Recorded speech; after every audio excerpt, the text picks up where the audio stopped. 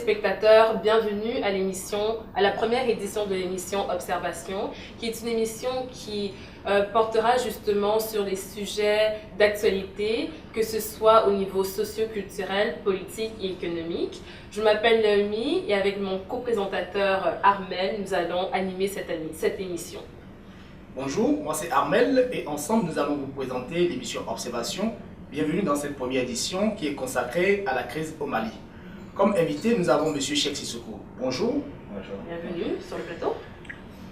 M. Cheikh Sissoko est ingénieur en informatique et membre fondateur du groupe Dioufou, également cofondateur de l'association des jeunes ouest-africains AJOA. Et depuis 2011, il est le président du regroupement des Maliens de la région de la capitale nationale. Hier, vous vous êtes rencontrés pour votre assemblée générale. Est-ce que vous pouvez nous parler du Dioufou, du regroupement et de ses activités et des décisions qui ont été prises hier? Merci Naomi de me recevoir pour cette première émission. Le plaisir est le nôtre. Le regroupement des Maliens est une association qui existe de manière informelle depuis plusieurs années dans la région. Elle a été enregistrée officiellement en 2009 à titre d'association à but non lucratif. Donc, depuis que je suis là, il y a quelques années, je participe au sein de l'association et j'ai eu l'honneur de la présider de 2011 à 2013. Et hier, justement, c'était l'Assemblée générale qui nous a permis de faire le bilan des activités. Alors, si je comprends bien, on vous a retiré vos titres de noblesse hier, justement. Mais alors, en tant que président de cette association, est-ce que vous considérez le bilan comme étant plutôt positif ou reste-t-elle toujours sur un statu quo? Est-ce que ça stagne? Mais en fait, le bilan, vraiment, après votre règne, dirais-je, vous pensez que c'est positif? Dans l'ensemble, je le disais encore à l'Assemblée générale hier que vu la situation que l'on a eue au pays ces 2 dernières années, j'étais extrêmement fier de l'équipe qui a su diriger ça au niveau de la diaspora malienne ici, au Canada en général et plus particulièrement dans la région de la capitale nationale. Parce qu'avant, nous sommes une association sans but lucratif et apolitique. Mais la situation a fait que nous avons dû sortir brièvement de ce cadre-là pour se battre pour que le Mali ne parte pas à la dérive, on va dire. Chacun apporte sa pierre à l'édifice et je pense que dans l'ensemble, nous avons géré la situation du mieux que nous pouvions. Et nous surtout, nous avons su garder la tête face à la situation.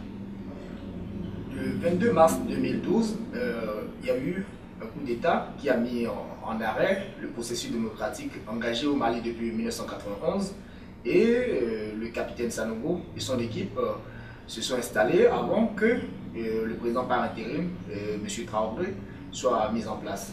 Et cette semaine, le Mali a célébré carrément 1 an.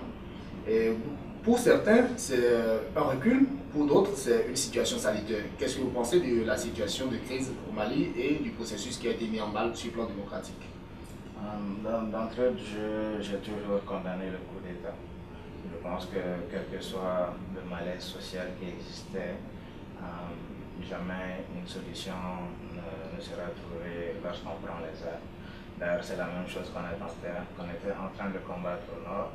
À voir qu'il y a eu une mutinerie au sein de l'armée qui a abouti à un coup d'État. Donc c'est quelque chose contre laquelle je me suis opposé farouchement au départ.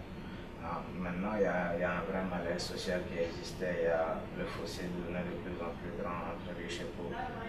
Et donc, ce qui explique qu'une partie de la population a accueilli toute forme de changement comme étant quelque chose de meilleur. Alors la question était à se poser, est-ce qu'un coup d'État peut apporter quelque chose de meilleur? Et 1 an après, on est là, bon, je ne pense pas que la situation sociale ait changé tant que ça.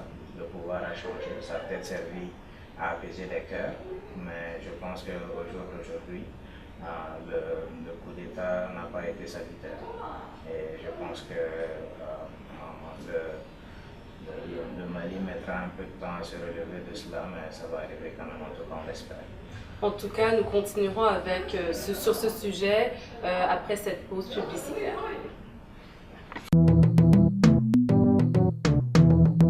Bienvenue sur Malaika TV, je suis le frère Adela.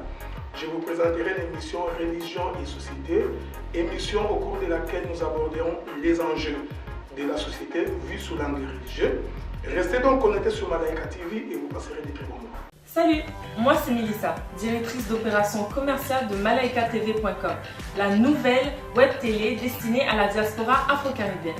Depuis son inauguration, Malaika TV est la première web télé à recevoir plus de 2000 visiteurs par semaine et un total de 5500 pages consultées mensuellement.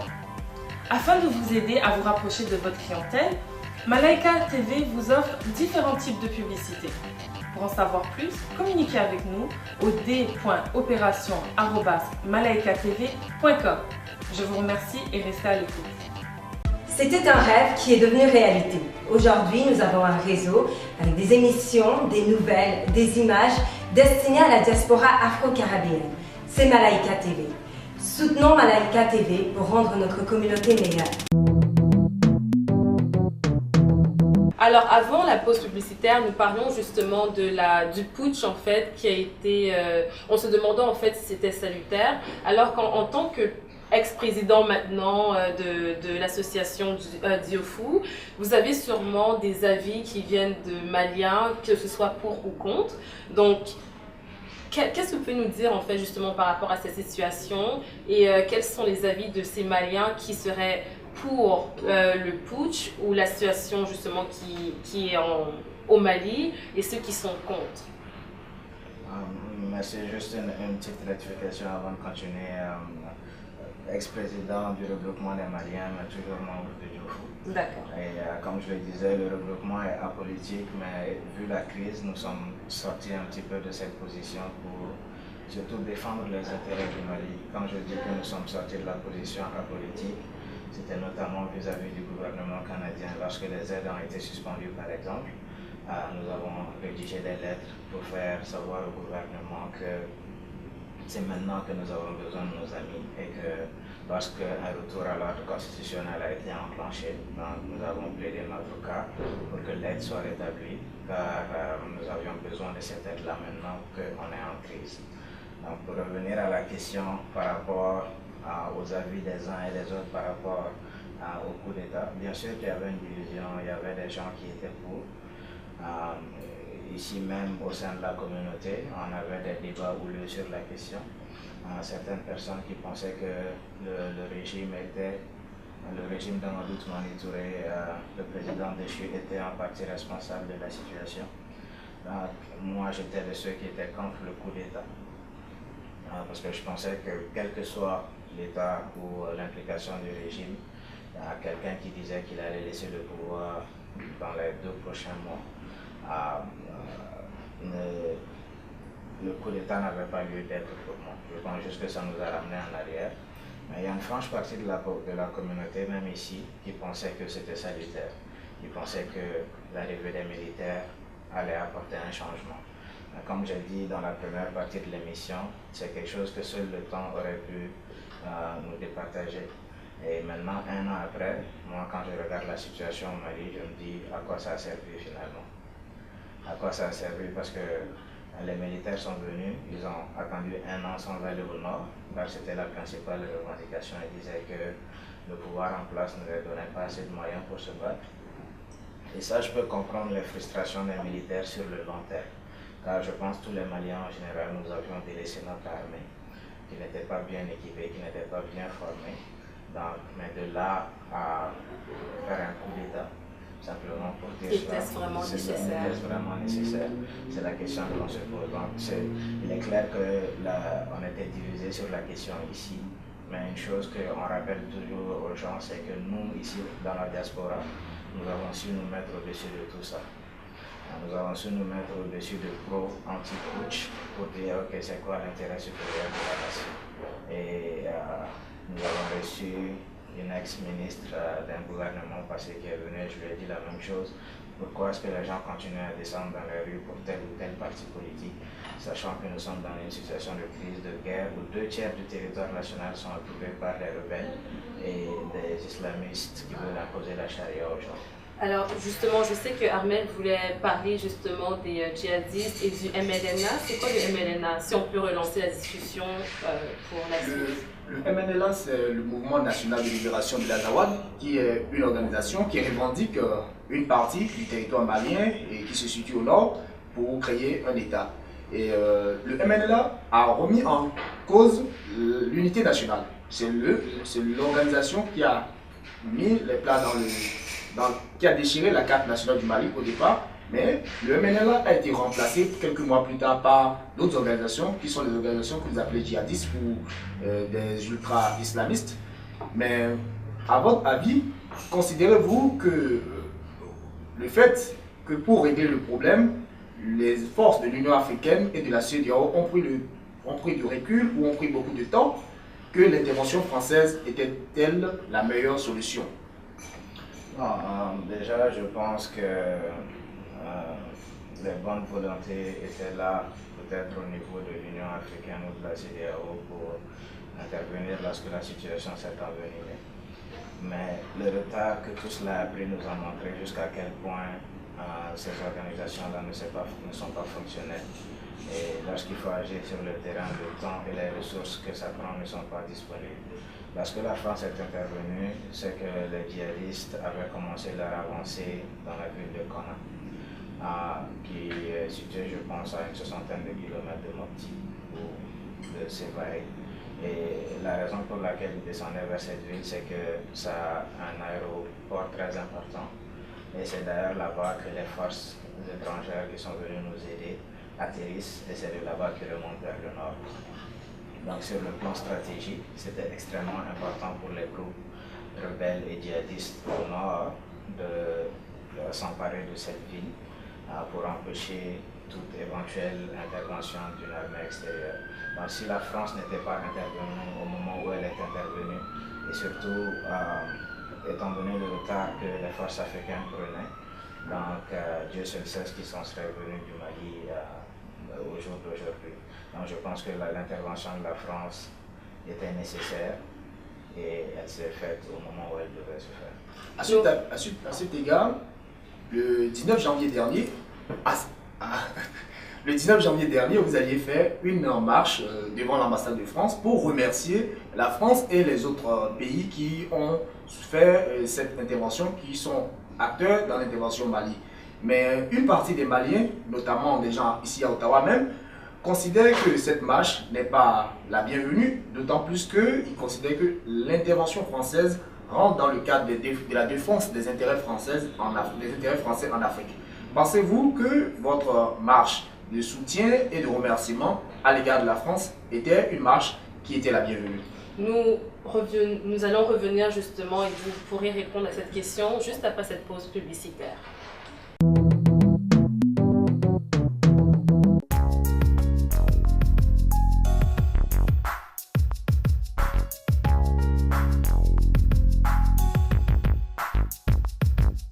Salut, moi c'est Mélissa, directrice d'opération commerciale de malaikatv.com, la nouvelle web télé destinée à la diaspora afro-caribéenne.